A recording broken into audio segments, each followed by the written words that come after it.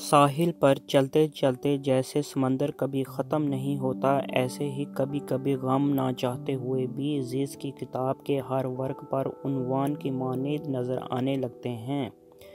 خوشی کی حیثیت بس ثانوی سی رہ جاتی ہے۔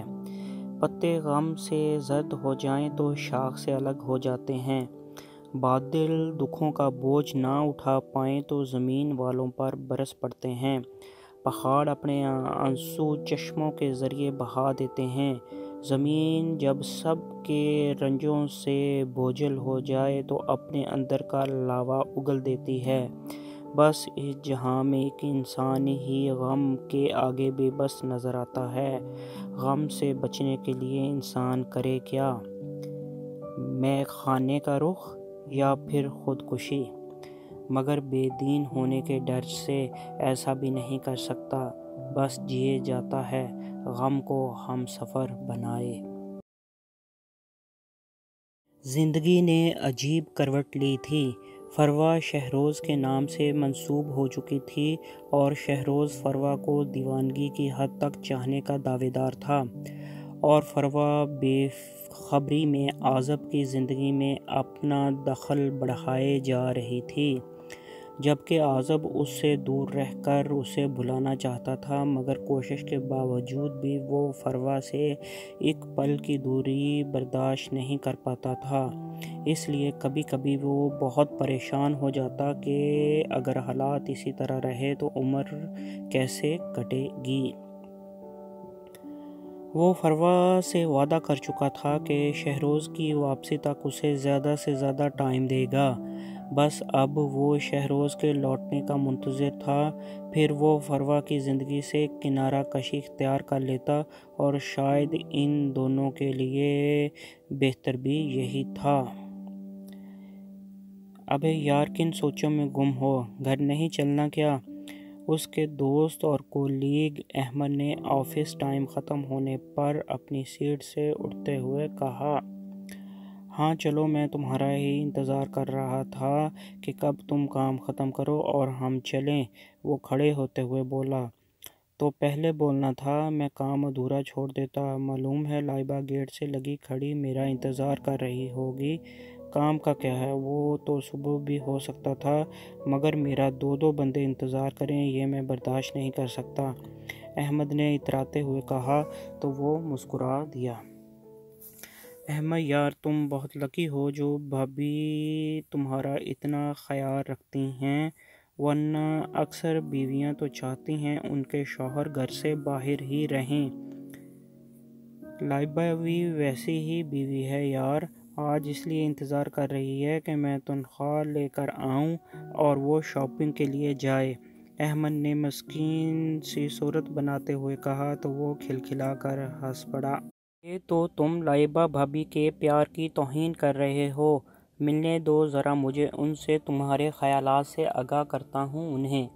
وہ دھمکی آمیز لہجے میں بولا، ارے نہ یار یہ ظلم مت کرنا، ابھی تو وہ روزانہ جاتے ہی پیار سے چائے کا کپ پیش کرتی ہے، اگر تم نے بتا دیا کہ میں ایسا سوچتا ہوں تو پھر یقیناً روزانہ چائے کا کپ دھونے کے لیے دیا کرے گی۔ احمد نے باقاعدہ جھرجھری لیتے ہوئے کہا تو وہ ایک بار پھر ہنس پڑا۔ باتوں کے دوران ہی وہ دونوں پارکنگ تک آ گئے۔ اسے روزانہ احمد ہی گھر کے قریبی سٹاپ تک لفٹ دیتا تھا۔ احمد دل کا اچھا تھا، اس لیے اعزب نے بھی اس سے اپنے حالات نہیں چھپائے تھے، مگر ابھی تک احمد اس کے دل کے حالات سے بے خبر تھا۔ بس یار آج ادھر مارکیٹ کے پاس ہی اتار دو، مجھے کچھ خریداری کرنی ہے۔ اعزب نے سامنے مارکیٹ کی طرف اشارہ کرتے ہوئے کہا، اوکے، جیسا تم مناسب سمجھو۔ احمد نے گاڑی ایک سائیڈ پر روکتے ہوئے کہا، پھر اعزب کے اترنے پر وہ اسے خدا حافظ کہتا ہوا دوبارہ سے اپنے راستے پر ہو لیا، جبکہ اعزب وہاں کافی دیر کھڑا اسی شش و پنج میں رہا کہ فروا کے لیے کون سا گفٹ خریدے۔ پھر کافی کشمکش کے بعد وہ ایک بک اسٹال کی طرف بڑھ گیا، وہاں سے اس نے ایک اچھی سی کتاب پیک کروائی، پھر اپنی کچھ ضروری خریداری کے بعد ٹیکسی کے ذریعے واپس گھر آ گیا۔ ابھی وہ اپنے کمرے میں پہنچا ہی تھا کہ علیزہ کتابیں اٹھائے اس کے پیچھے پہنچ گئی۔ علیزہ، سنڈے تو کل ہے، تم آج کیوں آ گئی ہو؟ وہ اکتائے لہجے میں بولا۔ اس لیے کہ سنڈے کو آپ ملتے نہیں، وہ فروا ہی آپ سے چپکی رہتی ہے، جبکہ آپ مجھ سے وعدہ کر چکے ہیں ٹیوشن پڑھانے کا۔ علیزہ نروٹھے لہجے میں بولی، تو تم فروا کے ہوتے ہوئے پڑھ لیا کرو، وہ کون سا تمہیں منع کرتی ہے؟ اعظم نے تلخ لہجے میں کہا۔ منع تو نہیں کرتی، مگر میں اکیلے پڑھنے کی عادی ہوں۔ وہ اس کے لہجے کی تلخی کا نوٹس لیے بغیر بولی، تم نیچے ڈرائنگ روم میں جا کر بیٹھو، میں چینج کر کے وہیں آتا ہوں۔ وہ ہارے ہوئے لہجے میں بولا تو علیزہ کو نہ چاہتے ہوئے بھی وہاں سے جانا پڑا۔ علیزہ کو پڑھانے کے دوران اس نے پہلی بار محسوس کیا کہ علیزہ کو پڑھنے میں نہیں بلکہ اس میں زیادہ دلچسپی ہے۔ پڑھائی میں وہ ٹھیک ٹھاک تھی، جو وہ اسے سمجھاتا وہ بالکل بھی توجہ سے نہیں سمجھتی تھی، بس اعظم کی جانب دیکھے جاتی، اس کے دیکھنے پر نوٹ بک کی جانب دیکھنے لگتی، اور جب وہ اس سے کوئی کوئسچن پوچھتا تو بالکل درست آنسر دیتی، جس سے اسے اندازہ لگانے میں ذرا دیر نہیں لگی کہ وہ کیا چاہتی ہے، اس لیے وہ جلد ہی وہاں سے اٹھ گیا۔ تھوڑی دیر بعد آمنہ آنٹی نے کھانے کے لیے آواز دی تو وہ کھانے کی ٹیبل پر پیٹ کی بھوک مٹانے لگا، مگر اس کا ذہن ابھی بھی علیزہ سے بچاؤ کی تدبیریں سوچنے میں مصروف تھا۔ یہ نہیں تھا کہ علیزہ کریکٹر کی بری لڑکی تھی، یا اس میں بہت سی خامیاں تھیں، یا وہ خوبصورت نہیں تھی، بلکہ اس کی نظر میں وہ ایک آئیڈیل لڑکی تھی جو کسی بھی لڑکے کی زندگی کو خوشیوں سے بھر سکتی تھی، مگر اس کی نہیں، کیونکہ ایک تو اس کے دل میں کسی اور کی چاہ تھی، دوسرا دادی اماں کی کڑوی باتیں وہ ساری عمر سننا نہیں چاہتا تھا کہ دولت کے لالچ میں میری معصوم پھول سی بچی کو اس عیار لڑکے نے اپنے جال میں پھنسا لیا۔ ہم نے اس لیے اسے کٹوروں میں دودھ پلایا تھا کہ یہ ہمیں ہی ڈسے۔ یہ تو بس اس کا خیال تھا کہ وہ ایسا کہیں گی، ورنہ اماں نے اسے نہ جانے اور کیا کیا کچھ کہنا تھا۔ بیٹا کن سوچوں میں گم ہو؟ آمنہ بیگم نے اسے کھویا کھویا سا کھانے میں مشغول دیکھ کر پوچھا۔ بس آنٹی، وہ آفس کا کچھ مسئلہ ہے، اسے ہی سوچ رہا تھا، اس نے چونکتے ہوئے جھوٹ بولا۔